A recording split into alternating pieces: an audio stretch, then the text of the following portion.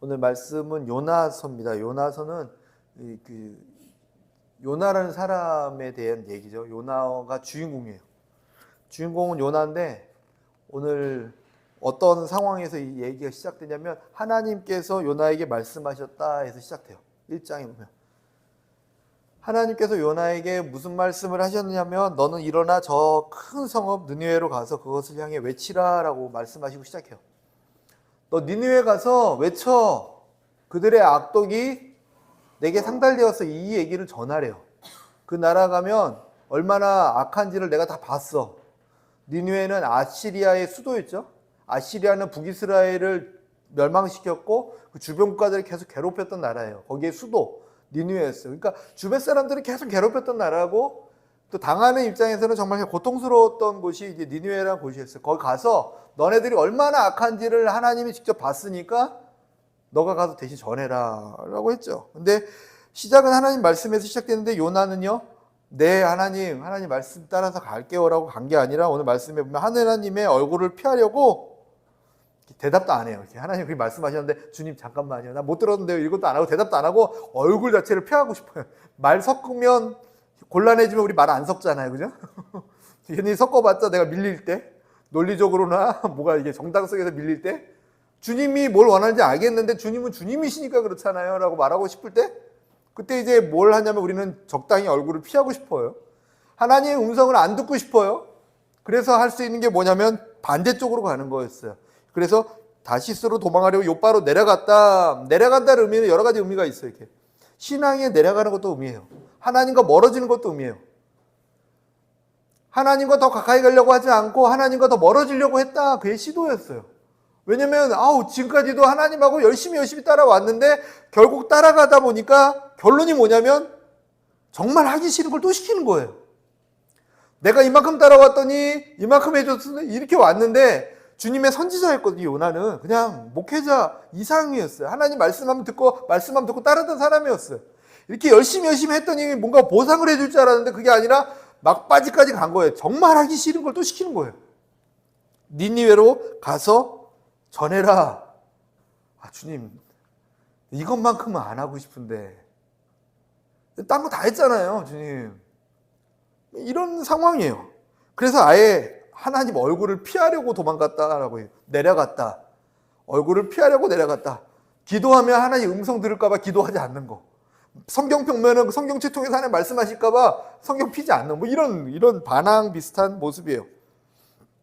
근데 요나가 어떤 사람인지도 고민해보고 요나가 왜 이렇게까지 했는지도 생각해보면서 하나님께서 무엇을 하고 싶어서 하셨을까? 오늘 말씀해 보면 여호와께서 물고기에게 말씀하셨대요. 물고기한테 말씀까지 하시면서 물고기야 너 뱉어. 그랬더니 물고기 속에 들어가 있던 요나를 막 헤엄쳐가지고 니느웨 땅에 가서 뱉어내버리게 만드셨던 하나님. 그렇게까지 왜 하셨을까? 그냥 물고기 보고 너 씹어 먹어 삼켜버려 해도 되는 거고 또 그렇지 않고 굳이 싫다는 사람 부여잡고 싫으니? 그래 그러면 니느웨 가기 좋아하는 사람 내가 데리고 할게. 중국 선교사 가기 싫으니 중국 사랑하는 사람 보내면 되지. 인도네시아 선거 인도네시아 좋아하는 사람 보내면 되지. 이런 게 안 하시는 거죠. 끝까지 요나를 붙들고 돌들을 들어서 쓸 수 없겠습니까? 그리고 주님이 굳이 이상한 사람을 이용해야지만 하실 말씀 하겠습니까? 다니엘서에 보면 그냥 손가락으로 갑자기 벽에다 글을 쓰시는 하나님 나오잖아요. 그죠? 이때도 그거 못 하시겠어요? 그냥 손가락으로 글을 쓰시면 되죠. 니느웨 성은 그냥 우르르 한번 흔들어줘서 지진을 일으켜도 되죠. 뭔가 하나님이 직접 하실 수도 있음에도 불구하고 이 물고기라는 매체를 통해서 요나를 삼켰다가 뱉으면서 글을 던져내면서 그리고 나중에 보면 방랑풀을 만들었다가 없애시면서 계속 요나를 통해서 뭔가 설득하시고 이해시키시면서 하셨던 일이 뭘까를 생각해 보는 거예요. 주인공이 요나는 맞아요. 니느웨를 회복시키고 안 시키고의 문제는 아니에요. 나중에 보면 니느웨는 또 나훔서에 보면 폭삭 멸망당해요. 나훔서의 핵심은 또 뭐냐면 아시리아의 멸망이 제목이에요. 또 결국 망해요. 니느웨는. 니느웨가 살고 안 살고 문제보다 하나님은 요나와 하고 싶었던 게 있었다라는 생각이 들어요. 무엇이었을까요? 일단은 기본적으로 요나는요 이렇게 말씀과 기도로 열심히 하는, 다른 표현을 하면요, 열심히 신앙생활 하는 사람이었어요. 다른 표현으로요, 하나님을 경외하는 사람이었어요. 그거는 내가 그냥 추론해서도 얘기하지만 스스로 얘기해요. 나는 하나님을 경외하는 사람이다. 언제 얘기하냐면 막 숨어가지고 하나님 안 만나려고 피했는데 때마침 배를 만나서 배에 올라타서 갔는데 배에 타도 불안한 거예요. 하나님 음성 들을까 봐. 안 들을 수 있는 방법이 뭘까 했더니 배 밑으로 들어가면 안 들릴까? 배 밑으로 가가지고 자요. 자면 안 듣겠지. 근데 자는데 풍랑을 일으켜가지고 배를 막 흔드시는 하나님? 그래가지고 결국 그 배 안에 있는 사람들, 선원들이 너는 어떻게 이 풍랑 가운데 자고 있냐? 너 이렇게 풍랑이 일어나도 어떻게 넌 자고 있냐? 일어나봐. 넌 누구야? 어디서 왔어? 그랬더니 그때 하는 고백이 뭐냐면 나는 히브리인이고 하나님을 경외하는 사람인데 하나님께서 내게 이런 일을 시켰는데 나는 하나님 피하라고 왔습니다. 이렇게 고백해요. 하나님을 경외하는 사람이었다라고 그래요. 그리고 뭐 사랑이 없었는 사람도 아니에요. 사랑이 많은 사람, 배려하고 희생이 많은 사람이에요. 그 배 안에 사람들이 막 어려워하니까 당신들 뭐 죽건 말건 말하면 이게 아니라 나만 해결되면 되니까 가만히 계세요. 나를 물에 던지면 돼요. 희생하는 마음이 있는 사람이에요. 생판 모르는 처음 만나는 사람을 보면서 희생하는 사람이었고 또 그가 니느웨로 가기 싫었던 이유는 전통적인 입장에서 보면요. 자기 민족을 괴롭혔던 사람들이라 우리 민족을 너무나 사랑하기 때문이에요. 사랑이 많은 사람이에요.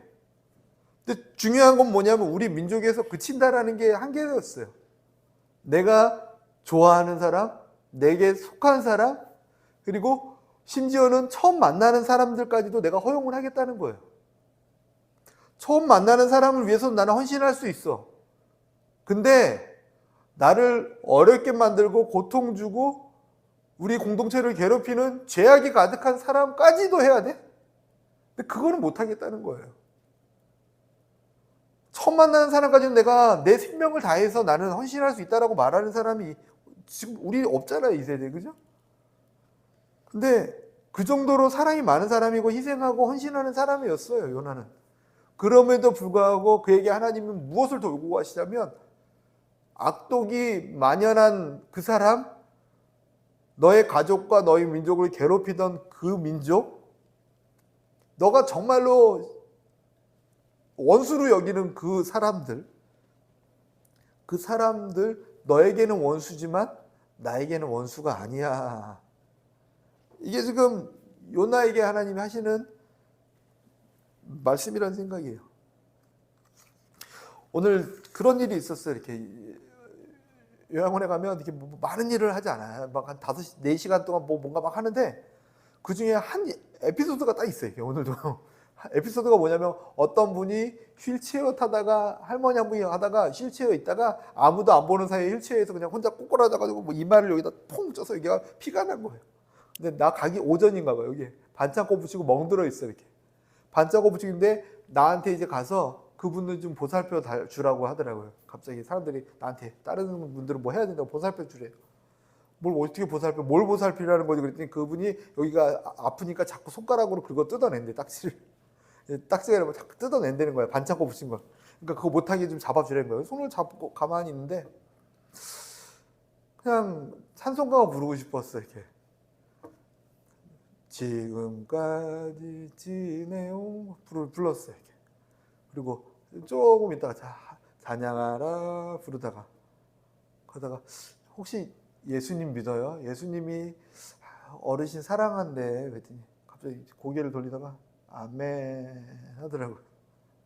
아 아멘이네.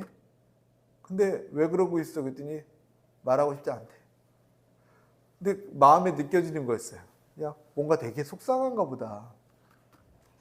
혼자서 또 얘기했어요. 그냥 그분이 기억하나 못하나도 잘 모르고 손잡고 뭐라고 기도했냐면 이렇게 기도했어요. 기도가 아니라 말했어. 그냥 어르신 고생 많으셨어. 참 잘했어. 잘못한 거 하나도 없으셔. 그랬어. 그랬더니 고개를 또 돌리셔. 잘못한 거 하나도 없으셔. 잘못한 거 하나도 없어. 여기 요양원에 온 게 잘못해서가 아니야. 잘하셨어. 고개를 또 돌리셔서 쳐다보고 아멘 그러셔. 왜? 약간 그런 눈치였어. 그래서 뭐라고 또 얘기했냐면 이렇게 하다가 예수님이 오늘도 부를 수 있고 빨리 와라 하실 수 있는데 좀 더 살아 하시는 이유가 뭘까? 곰곰이 생각해 보니까 천국 가야 돼. 그때 아멘. 네, 어르신은 천국 가지.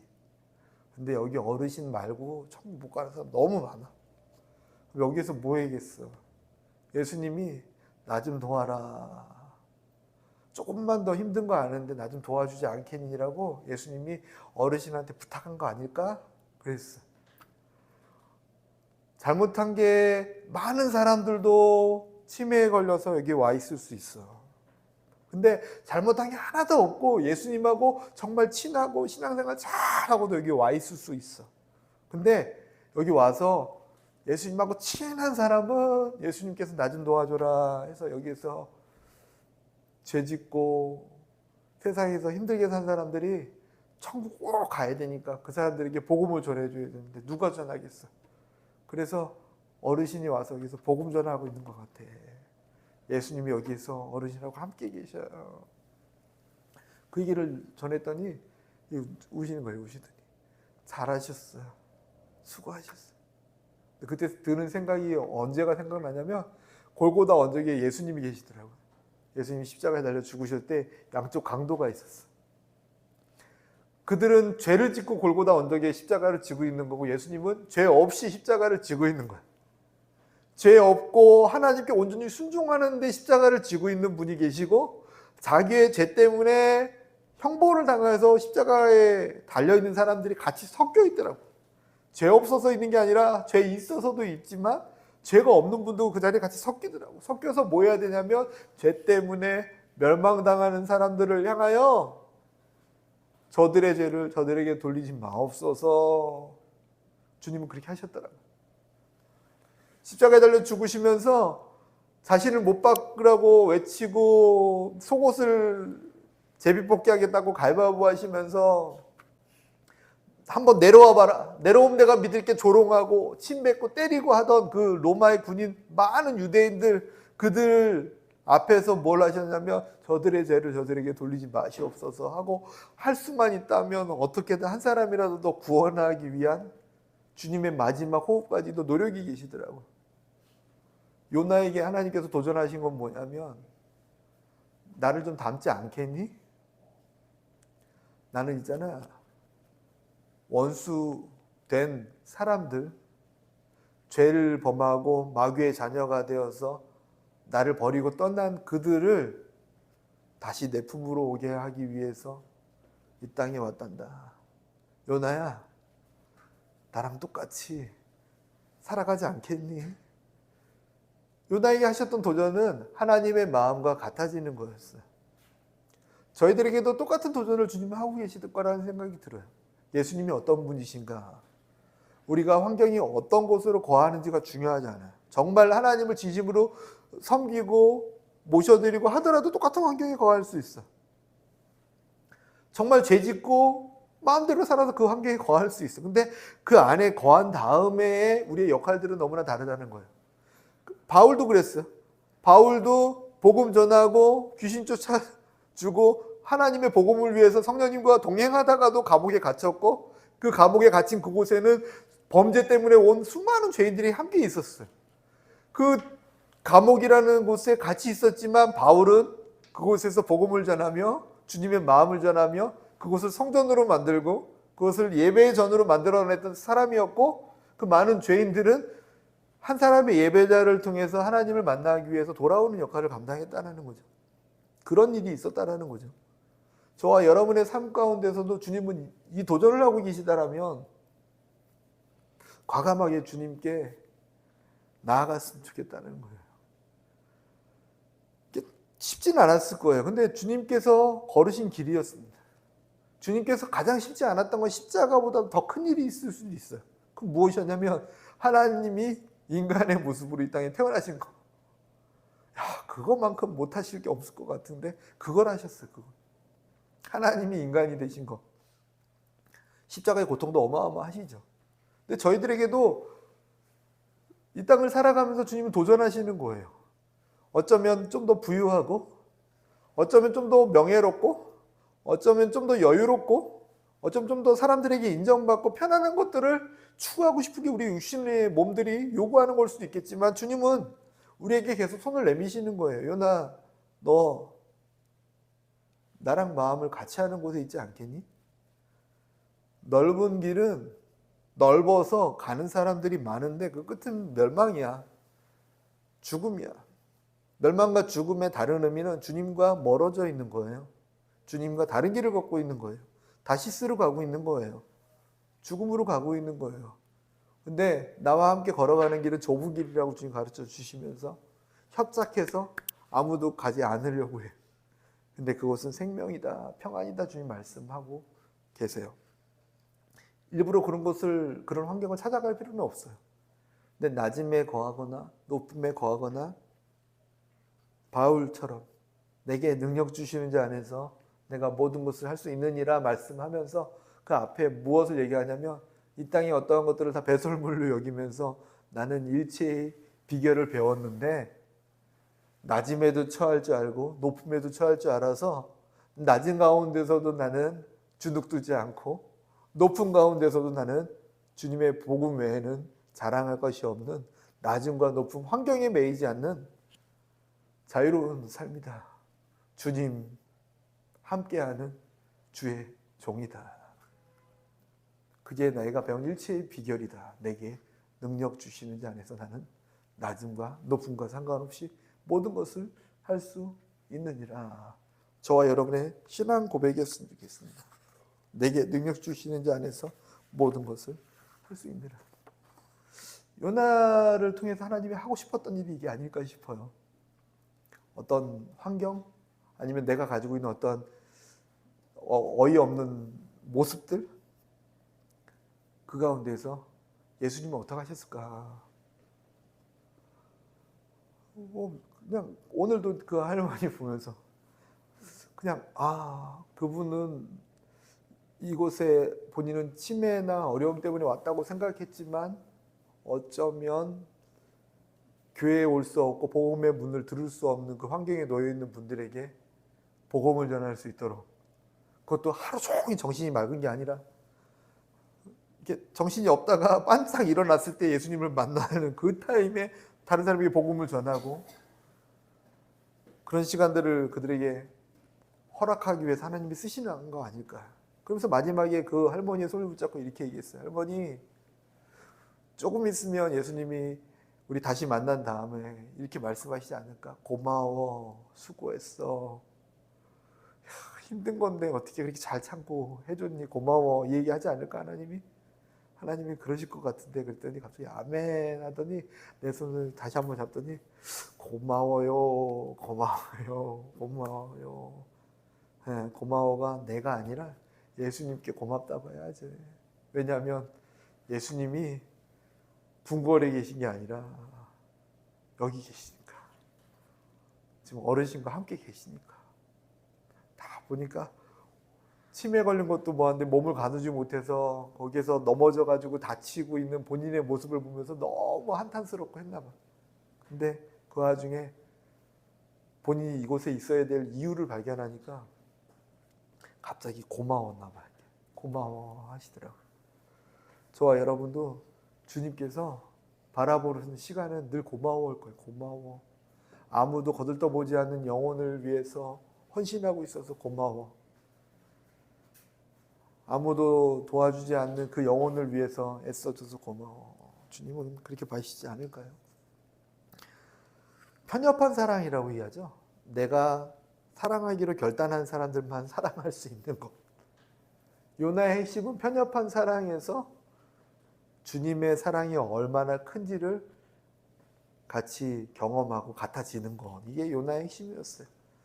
엄청 사랑이 많은 사람이죠. 자기 민족에 대해서는, 우리 가족에 대해서는, 우리 공동체에 대해서는, 우리 한빛교회에 대해서는, 우리 한빛교회 최고다, 최고다. 근데 거기에서 한 걸음 더 나가서 주님은 그걸 원하시죠. 우리를 향하여 핍박하는 사람들까지도 사랑해 줄 수 있겠니? 예, 주님.